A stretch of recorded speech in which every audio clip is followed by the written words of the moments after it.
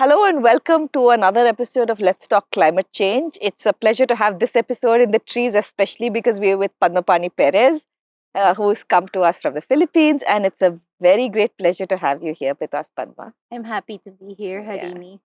So it's difficult to do Padma's multifaceted life and justice, I think, with a short introduction, but I'll do a very brief one. So you've studied professionally undergraduate degree in social science, a master's and a PhD in anthropology, and from there got into issues of climate change and the environment. And particularly what I find fascinating is how humans can be connected to non-human species as kin, right? Right. Padma is a poet. She's edited one anthology and now another second international anthology of some very powerful writers talking about climate change and the environment crisis in which we find ourselves. She runs a fantastic bookstore with her sister on environment issues and works with a lot of schools. That has some fascinating talks. I'd encourage you to watch a YouTube lecture where you're actually talking about, is there more culture in a bottle of Yakult or in an indigenous community or in a mall? And some very fascinating issues, I think, also from a theoretical perspective, but a very practical perspective. What do we think of culture in today's very complicated 21st century world? But also a tree lover. And I think she's here on a tree pilgrimage. As you call Yes. yourself a tree pilgrim? Yes. And is here in India doing a tree pilgrimage. So we're very fortunate to have you with us in Bangalore. And of course, I wanted to grab you for one of our conversations. Very happy to have you here. Thank you, Harini. I'm always surprised to hear other people introduce me because it seems like my life has coherence. I don't feel that way at all. I Thank forgot to you. mention that you're also a children's book author. I wrote one Children. children's book. Yeah. Yes. So many things, right? And I think we'll start maybe with childhood because some of the early, I think at least I realize while talking to a lot of people, certainly if I look at myself, a lot of our fascination or love for the environment is often shaped by the family and the ideas. So your idea of culture, of non-human kinship, of the world as one. I was asking you just before this why your name is Padmapani, and you said because your parents are Buddhist. Yes. Do you think it made a difference that you grew up in a world where your parents were practicing Buddhist and there is that idea of being connected to the world? I believe so because it was very much part of how I was raised, and my childhood was spent a lot of time alone. I was an only child for the first 12 years of my life. So I was often outside talking to trees, talking to moss, imagining that there are little fairies and people that live in the moss, and I would leave them gifts and things like that. So I kind of had this relationship or connection where I felt comfortable with non-humans. They were my companions since childhood. And I had a series of different pets growing up as well. So there was always that need to extend care to others that were not necessarily fellow humans. And I think having that experience from an early age where I was caring for dogs or at one point for an injured kite, or for a rabbit or a goat or a pig. Those are the different Okay, animals. all kinds of Yeah, pets. yeah. Yes. I think that shaped the way Yeah. I feel about who I'm connected with and how. And my parents were always they were nature lovers too in their own way. I mean, all of us, our whole family, were very much city creatures, but we love trees and I think it was from my mother that I first heard that it was a terrible thing for a tree to be cut down when I was very young. And that stayed with me. Also, I grew up in the northern part of the Philippines, in Baguio City, which is part of the Cordillera Mountain Range of the Philippines. And there, we have very strong indigenous communities. And one of the struggles at the time that I was growing up was against the construction of a dam that would have drowned indigenous communities' land and territories and forests. So that conversation also was happening around me growing up to resist this kind of development that would have erased lives and cultures and heritage and forests and rivers. Mhm. So that formed That very was much part of my consciousness. The fact that there was also struggle. struggle. Yeah. And did you grow up in a house which was surrounded by trees, or was it a Yes. very like a high-rise apartment Oh city, no, or what kind of a no. city is? I grew up in a house surrounded by trees, and this will bring me to why I'm on this tree pilgrimage now is we lost those trees over time. And Hmm. so our neighbors also had gardens and a lot of trees. And now, you know, the film Up, Hmm. the Yeah. animated film, Yeah. and it's this little old house Yeah. surrounded by that's us now. We're Oh. this little old house with a garden, a wild garden, which our neighbors Huh. don't like because they're high rise buildings and they keep having to sweep up leaves that Leaves. blow over to them from our garden. But we're Because not. nature has no boundaries. Yes, exactly. And you know, once they Yeah. asked my mother to please cut down your giant bamboo grove because we have to sweep up the bamboo leaves. And she said, sweep it up. I'm not going to Yeah. cut down my giant bamboo that was here before you even built your building. So We had a neighbor tell us that we have a bandicoot, and so it eats up all the plants. You know, you oh want to yeah, plant yeah, the okra or whatever it is. You know, yeah, they yeah. come and eat it up. But our neighbor said that your bandicoot is coming into our garden because they have a lawn, so Okay, it's a clean lawn, but right? it's a lawn, so So they said your bandicoots are coming into our garden. Can you please do something about them? And how do you do that, right? no, You yeah, can't. you can't, Yeah. yeah. Mm. Yeah, and so witnessing this loss over time, and I think having that seed that my mother Mm. planted when she like I have vague memories of the moment when she said Mm. it's terrible when trees are cut Ah. down. Um, that's what led me here is I feel like something is missing if we can't value the presence of Mm. trees in our lives. And what I'm searching for on this trip is to learn different ways that people connect Mm. with trees.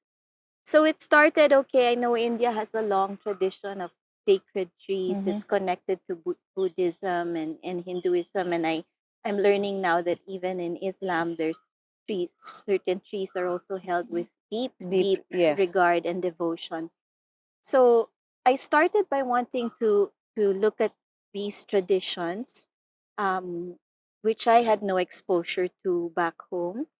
And then I also now am meeting people who are involved in regeneration Mm. and Mm. afforestation, growing urban Mm. forests, small urban forests, and learning that this new way, new quote unquote, is also very valuable. No, Mm. it's not just the old sacred Mm. traditions that we need to reconnect with, but also the actual work of putting your hands in the soil and caring for a Yeah. sapling. Yeah. Which is fascinating. So, if it was trees that made you so interested, why did you do anthropology and social science then? Oh gosh, Why I not botany? honestly I really wanted to do. No, I actually didn't know Huh. what I really wanted. So, Um, my undergraduate degree is in microbiology. I mean, I'm just to tell you this is, yeah, and I'm yeah. always interested in how people are. I think many of us are doing different things, and Yes, that's the from beauty what of we life's studied. Yes. path, right? It takes you in Yes. convoluted directions, but Yeah. somehow you end up where you should. So what I was sure I wanted to do was Mm. write. Mm. Um, Ah, okay. but my choices were funny. So my choices for university were medicine, Mm. Medicine. computer Huh. science, um, and creative writing. Hmm. And medicine, I thought, yes, I'll be able to do biology, which I love. Ah. And I was also thinking, could I do ecology? But yeah, anyway, so I was all over the place. And then my parents, and finally, what I said is, I really want to do writing. I want to Mm. either take up journalism or creative writing. Okay. Um, my mother worked for a while as a journalist. Mm-hmm. My father is a filmmaker, so they both were Mm-hmm. writers in their own way. And they said to me, you don't need to study how to write. Hmm. You need to study something that will give you material to write Right. This about. is so true. Yeah. Yes, it's so true. I also sometimes feel like I shouldn't have listened, but but I did. And there Okay. were many anthropologists coming through our home, friends Mm-hmm. of my parents, and so I realized that what they were doing, they could touch on almost Mm. anything and make sense of it in a way that I thought was Mm. fascinating. So, so they could be working on Mm. ethnobotany, or they could be working on epics of indigenous peoples, and that would connect to constellations Yeah. and the sea. And so I thought that Okay. it's a anthropology is a Right. has a fascinating way of making Right. connections between things that sometimes we think are Mm-hmm. separate. So I thought, okay, I'll go with this. You And go. that was it. And what was your PhD on? It was on nature conservation and indigenous community. So it was a little bit of a critique of the notion that indigenous peoples have to be pure and traditional Ah. and living in harmony Mm-hmm. with nature, because there is a lot of conflict and it asks a lot of indigenous Yes, exactly. peoples to stay the way Yeah. they are. While So we can do whatever we want to. Yeah. exactly. So I was writing Mm. against this, Mm. pushing back against this, but also looking at ways like how might we understand indigenous people's relationships with their environments and their Mm-hmm. territories without imposing Yes. this point of view that Mm-hmm. there's a certain way in which they should be living, which Exactly. um, we don't have to have those Yes. constraints on our lives. And I did it by looking at what happens in protected Mm. areas, national parks. Usually there's conflict. Mm. You'll find that there's conflict there. And what I was seeing was that what indigenous peoples were resisting often was not conservation itself, but the idea that their everyday ways of life, their livelihoods, Mm. were suddenly illegal when this new regime of policies and Yeah. laws were put in place by the establishment of a national park. Um, and so I was kind of digging Dig into into that that. and talking to people about how they Okay. felt about this. So in your journey by then you had already come back to linking anthropology to conservation. I mean, we're talking Yes, about your early interest in trees and in nature. yes, So that journey had come back. yes. And I did from starting with my master's, I did focus on environmental and ecological anthropology. And that was a deliberate choice. Yes. That was. Ah. Yeah. And what about the poetry and the creative writing? Was that a constant companion through that time From or did you? childhood. Yes. Yeah. Okay. Yeah. So I used to write. I still do, but not so much now. I think I've become too self conscious about my writing. But I used to write poetry and Hmm. short stories and essays, and I had a blog. So that's been constant. Yeah. So self-conscious. I want to come to that because I Mm, think that's an important. I find that in myself also. I think yes. when you're Yeah. young, you do things without fear. I mean, I'm just looking at some of the switches, and I'm Mm, sure it's. I mean, you've done far more. In terms of just doing this. You're very experimental when you're young. I don't think one thinks of yes. consequences, and I think there's a certain self-consciousness. Well, and I feel sometimes that gets in the way, at least It for me. does. Yeah, it does. So now, like, I think I'll only write one poem, at least one poem a year that feels right, Hmm. which is okay. I think there's nothing wrong with that. Maybe I'm also more conscious of what rings true for me. Hmm. But then I did things like writing workshops and things like that, and then you start thinking about craft. You start thinking Hmm. about what makes a good poem, Hmm. and sometimes that's a constraint, absolutely. um, so interestingly, that my own little rebellion against that self-consciousness also is declaring myself a tree pilgrim. Like, I think it can be a little bit pretentious, yeah, like in some way, but I it's time for me to also just own what I want to do Hmm. and what I believe in, and hold back from saying, yes, I'm a writer. Yes, I'm a tree pilgrim. I Yeah. found it very interesting. I was looking at some of the things that you wrote about your tree pilgrimage to India. And you said you are rebelling against the idea of expertise. And even though you have Also. the expertise, you're saying, I'm setting that aside and saying, I'm coming to this with feeling and with emotion. Yes. And so this is what I wanted to ask you. I mean, as someone who's done a PhD, I find this very interesting because we're looking at the climate crisis and the environmental crisis. And it's a crisis of science, but at the end, it's a crisis of a rupture with nature and the fact that we have lost this feeling of, or this understanding of how we're all interconnected. Yes. And I don't think just the science is going to fix it. And I'm sure you agree with me completely. Absolutely. So, what do you feel we should be doing in this world that is falling apart in so many levels? So, first of all, I don't think it's a crisis of science. I think it's a crisis that science pointed out to us. Right? Okay. Yes. Okay. And without science, maybe we would not be able to name the thing or what's causing it or what brought us to this point. But people have called it an ecological crisis as well. It's an existential crisis for us because it's transforming the way we live, and it's a violent transformation because climate change it's happened over millennia, but it wasn't meant to happen at this speed, right? And the planet, the ecosystems we rely on can't keep up. That's what the science is telling us. So much has to change as well in the way we live.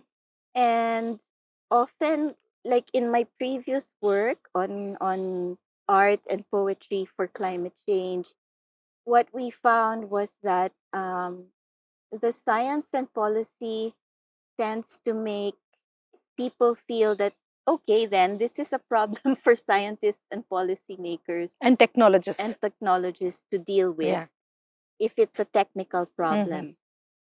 And then it was a way also of, and this is my problem with expertise as well, is the anecdotal tends to be erased. But what is the anecdote? It's a story.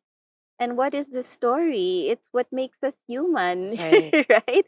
How we string things together, how we always have to have a narrative.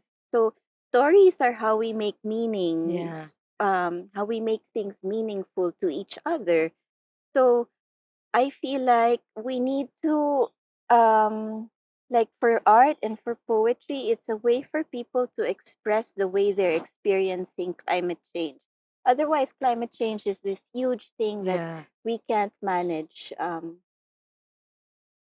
But how do we make sense of it? And how do we make our everyday lives meaningful in the face of such an overwhelming and violent transformation of life as we know it? So I think it's yes, it's a systemic problem as well, and we need to fight for system change. You know that famous slogan, "Change the system, not the climate." But we need agency. Exactly, and we need hope for agency, right? Yes. So for agency, we need to be able to tell our stories. But the other thing I like to say is we can get very good at telling our stories, and we are getting better at telling our own stories.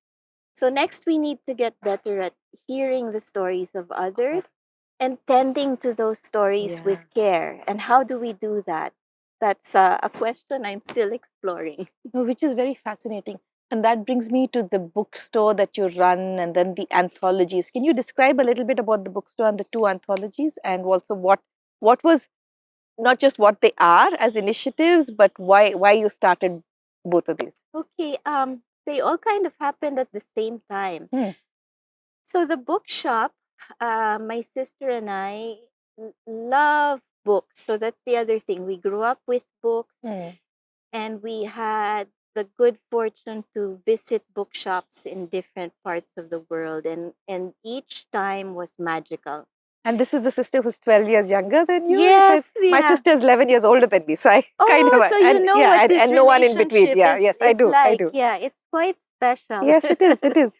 So we had this dream, and and also we grew up in a university town. Our hometown of Baguio is a university town, and there were a few small bookshops that came and went, and at the time we decided to open the bookshop, there was no bookshop in existence at that moment in our city's history. No And bookshop. yes, isn't that Wow. odd? Yeah. And we felt it was a lack that we wanted to Right. address. You can't have a university town Right, I know. and not have Exactly. a bookshop. Yeah. So that's where it started from. Ah. And it's grown since then, and we turned 15 this year, the bookshop, and it's I think it's miraculous that we're still in existence. But also a community has grown around it, which is lovely to see. And do you think, if I can ask you, do you think the community has grown because it was you and your sister who started it, and there was already that feeling of family or doing something as a collective, which then spreads? Maybe, Or maybe, not? and I think from the beginning it was clear to us that the bookshop was a space that would draw people together. Ah. But there were also already very strong communities of artists and writers. So they of course were drawn to the bookshop, and we had them in mind when we And opened because the you're bookshop. local, so you already know them, and because of your Yes. parents and the connections that you have. Yeah. Yes. I'm just thinking of connections, right? Connections Yes, in yeah, communities and and being rooted in place. that's so important. Yeah, Yeah. yeah. I mean, it's something I left often. You Mm. know, when you're growing up, you think, "Ah, I'm tired of this Yeah. small city, small people." You know, Yeah, it's no, like, you do, yeah. yeah.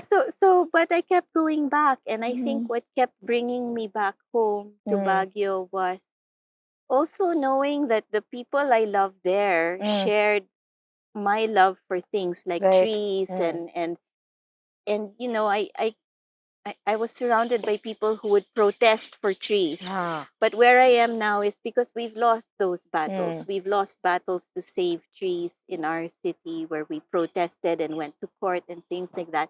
And so now I'm thinking, maybe is there something we need to do before we reach the point where we have to protest? And what is that needs to be Which done? is, I mean, the story of Bangalore, you're seeing, I mean, we're in this beautiful place surrounded by trees, but they are oases in the city that I grew up, same thing. I've left Bangalore many times, come back because it's still my favorite city, but it's not the city I grew up with. We've lost the lakes, we've lost the trees, we've lost many hundreds of thousands of trees, and we're continuing to lose them. And so you think what happens exactly, and you can't be firefighting all the time, right? You have to firefight, but what do you do to protect or to plant or to restore or to garden? Yes, exactly. And so yes. So that's one of the questions I'm carrying with me on this tree pilgrimage is what are the things that take place before you're fighting for your life or for the life of a tree? Okay. But that's an equivalence I'd like for us to be able to make at some point. I'm not even there yet, right? But when do we have this equivalence between, say, the life of a Philippine eagle and a human life, or the life of a tree and a human life? We are still very far away from that. I struggle with it still. So it's a question I carry. I think I was coming to something else, but I forgot. And the anthologies also then. Yes, the anthologies. So the first anthology I didn't edit. It was Agam, Filipino Narratives on Uncertainty and Climate Change. Um, it was published by the Institute for Climate and Sustainable Cities, and it was quite an interesting exercise. They sent out photos, portraits of Filipinos from around the country. Okay. And the only information they gave us was that these were portraits of survivors. And being in the Philippines, you're kind of aware that in a way, many of us are survivors of extreme weather events. There's nobody in the country that hasn't lived through an extreme weather event or several each year. So the writers, we received these photos with very little information, and we were told to write in response to whatever the photo was drawing out of us. And so the editors created this exercise, not knowing what they would get back. We were also told, you're writing for an anthology about climate change, but here is a list of words that we don't want you to use. And the first word on the list is climate change. Second is global warming. And then third is sustainable development. And it was this list of 18 words that are often used when we talk about ecological issues or the environment, and we weren't allowed to use them. So this anthology was really asking us to do away with the jargon and tell a story. So when you can't use those words, you come from somewhere else. You start from somewhere else, and it was such a beautiful idea. It is, yeah, it is, and it forces you to go away from the path well trodden. I'm just thinking as a writer, right? There's some, I start and I know where I'm going to go, and this will make me sort of, okay, if you don't know the path, you have to start somewhere else. Yes. Right? So and then you start maybe from emotion. Yeah, exactly. So the photo I received was a photo of a woman carrying a child. And if I remember correctly, the sea is behind her, and we have coconut trees here. There are coconut trees in the background.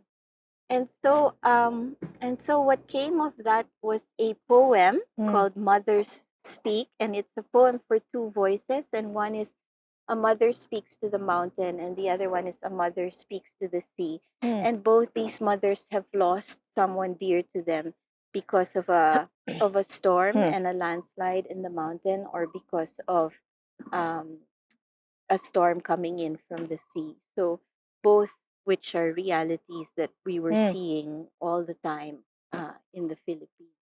And the anthology itself is beautiful, surprising things. And it wasn't just poets and fiction writers that they sent this to. They also sent them to scientists, national scientists, and they themselves were surprised at what they were able to write. They said it was really hard for them to write something, but then they ended up writing very personal pieces about their connection to their homeland and what it was like to know scientifically of what was happening, but how it felt for them as people that say, I belong to this place.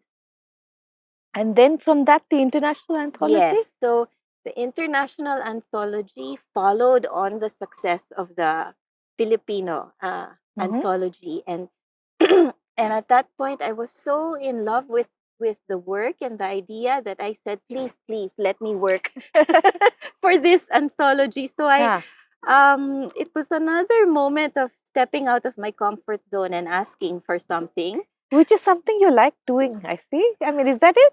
Or is it that the idea compels you? Is it that you get, because I have this sometimes, if I know what I'm going to do and I feel I have a sense of comfort, familiarity, what you call expertise, which that's sometimes a bad thing, because then you're so comfortable, you just go without thinking. Yeah. And then it's time to do something new. No, I never realized, but thank you for pointing this out to me. But I guess that's what I do. I'm like, okay, I've done this. What will I do next? Yeah, I kind of have that approach to how I see what I'm going to do. Because you said in the beginning that you found that in the introduction I had a connection, and you're sometimes not sure, but everything is interconnected. You're just, to me, looking at it from you started with a tighter circle and you're just widening a circle. It's sort of like you're in a spiral, right? And you're connecting more and more. Yes, yeah. And I hope I'm spiraling outward. But then inward is good as well. It's good as well. No, true. Yeah. Yeah, so the international anthology, I just thought, please give me work.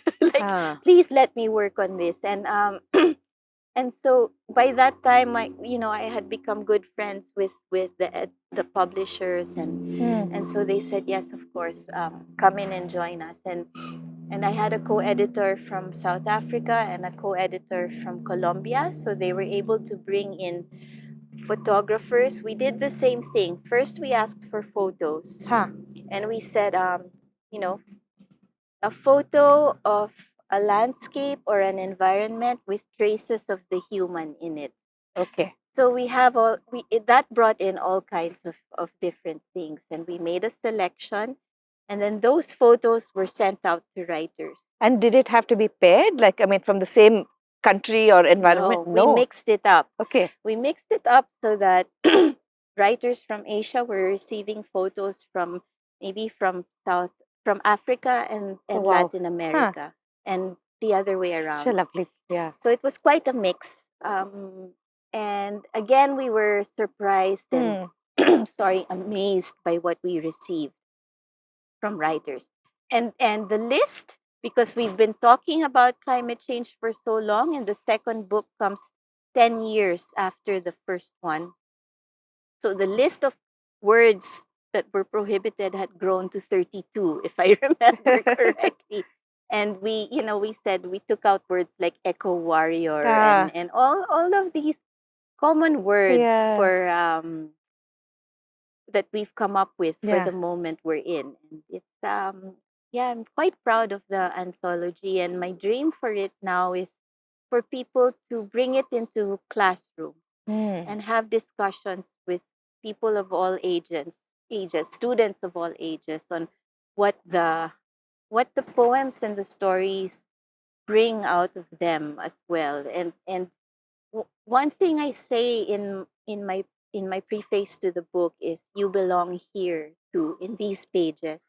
So the idea is that everybody has a story like this to tell. Which gives me a lovely idea, because we have masters and undergraduate students, as you know, and one of the things which would be wonderful for them is to do something like this in writing workshops. Yes. Because often when we teach young people, and you must have the same experience, if you're talking climate change, and especially to the young, there's a sense of dystopia and hopelessness and anguish, which is because And their anger. world was anger, and Rightfully. very rightfully. And then how do you get agency in that, right? To me, at least, I think when they two, three things. If they are involved in a campaign themselves, or if they interview people who are acting in some way, Yes. or if they do something creative. Mm-hmm. I think all of these three give them a sense of hope. Yes. We did one thing we worked on when I was doing my art for climate work. It was called Agam Agenda. But we ran a campaign called When Is Now, and it was a poetry and art campaign. And it was built around this whole exercise of responding to each other, and that idea of, yes, we're good at telling our stories, but can we get better at tending to the stories of others? So what we did was we asked people to give us poems and artwork, visual art, and then we asked people, we opened the call and said, you're welcome to respond to these poems. And the guideline for responding is you take 2 lines from any poem on the website that moved you, and you include those 2 lines in whatever your work of art is going to be, whether it's a story or a poem as well, or a song. Or we have people who did murals in different parts of the world, and they took lines from a poem from other parts of the world and included them. So I believe there's one in Bangalore that takes lines from a poem written by somebody in Kenya. Yeah. So this is such again an important at fundamental. We're not listening enough to each other, right? And we're not interacting and trading that. So I think that's something you could try with your students, is to get them to look beyond stories that are already familiar, and to find a way to take a story from another place where they're experiencing climate change as well, and find a way to bring that into your own narrative. So this is fascinating. So I'll end with one last thing, because I know you're a grandparent, and this is something that, how old are your grandchildren? She just turned 1. Yes. Okay, the other day, and I planted a champaka for her in Mysore. I'm so happy I was able to do that, despite missing her birthday. That is lovely. So I have grandnephews. My sister has, so she has twin grandsons, and they're 5.5. And now I'm thinking of what happens to that generation, right? And completely different world. And unfortunately, they'll have to inherit, the consequences of many things that we are doing right now. What gives you hope in this world of the future, Padma? And what do you think, where do you think we collectively as a society need to be? You talked about, I mean, if I think of a number of things I picked up, It's storytelling, it's listening, it's emotions, it's skin connections, broadening our minds, places for conversations. But is that enough? And what should we be doing, and what can we be doing for the generations to come? So the first thing I want to point out is that definitely it's not enough. And also I've heard many climate leaders who perhaps feel that they are senior now and they're ready to retire say to the young ones, it's your turn now. And I feel like that's so unfair because I feel like we owe it to them to be fighting till our last breath. You know, like don't tell them it's your world now. While you're here, you have to do what you can because we were part of what created this Yeah. mess. We can't tell them it's your turn to fight for this Yeah. world. It's while we can, we must.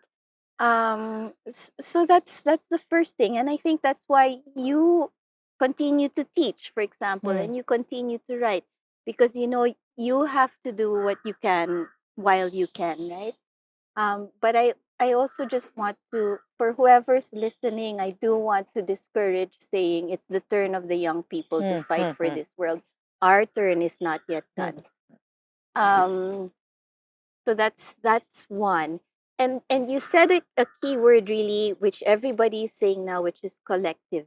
You know, the collective. I what I hope my children and my granddaughter and their friends are learning now is that we can no longer care only for ourselves. I think that's something that um, we have to push against now or try to change in the way we're raising the next generation is again to get better at caring for others, not just their stories, but how can we live in a way that that we share more what we have. So one thing that's quite um, widespread and foundational to indigenous communities where I grew up is the idea that your true wealth is when you can share what you have. Um, Which so is most indigenous communities. And interestingly, what we've seen is most people living in informal settlements or slums in Bangalore also, the ones who have the least share the most. so much. Yeah. So I mean, I know I said this is a wrap up, but I think we're getting to some of the interesting parts of the conversation. Yeah. One of the women who taught me the most was in a slum in Bangalore. She had a lovely, Dhanalakshmi, she had a lovely little strip in front of her house on the road where she was growing all kinds of plants, and she had chicken, but she had built a little thing with thorns to protect that garden. The next time I went with a reporter who wanted to cover the gardens of the slums, which have the highest proportion of native species in Bangalore. Amazing. Her garden was gone. So we went in and she had forgotten me. I had seen her three years ago. She was in my memory because of the garden. And she had 6 pots in front of her house with only tulsi, which is the holy basil. And so I asked her, she said, I lost, the road was widened. I lost that garden. And I said, then why 6 pots with only tulsi? Even water, you have to pay for a pot of water. So you imagine to garden, to grow those pots. So she said she prepared the pots because she was sad about the loss of her garden, put manure and went to visit her married daughter. And she came back and the seeds had blown into the pots and they grew. And so she said, it's uninvited, but a guest. How can I remove a guest? I have a large garden and I am very ruthless with, I didn't want this tree here. I don't kill it. I transplant it. I give it to somewhere, some other garden. But I manage my garden. Yeah. Yeah. And just her generosity with 6 pots, I will never be able to match that. And so, yeah, that is something for me was very transformational to realize how much more generosity people are capable of and how far where I am really. Exactly. At the other end. Yeah. So yeah, but I interrupted you. I just I thought of this. That's beautiful. Thank you for sharing that. And to respond to that, I really feel that it's unfortunate, for example, that those of us who have relatively privileged lives learned that we're supposed to cling to that. Yeah. So I want to unlearn that, and also for my daughters and their children to learn not to learn how to cling. Um, but I don't think that's going to save the world No. either. Mm.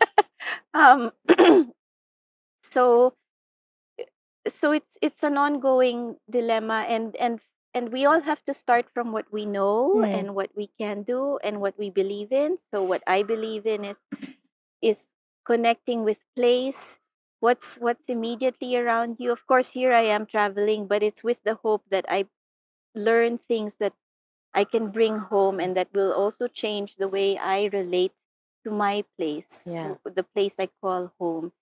And maybe if enough of us take care of home, and if that home can be extended a Yeah. little to the things we share with others, whether it's other species or other humans, that might make a difference. I have to hope that it will make a difference. And my daughter, when she was 7, she's sensitive. My second daughter, Mhm. and she said to me, "I'm learning about climate change too." And she said, and it's possible that it will be hard for humans to live, and maybe humans will become extinct, she said. And she said, and I want to die before that happens. And it was very grim because eh, we don't know how soon the changes will become much, much more difficult, much, much more Yeah. painful, and possibly violent Yeah. for us.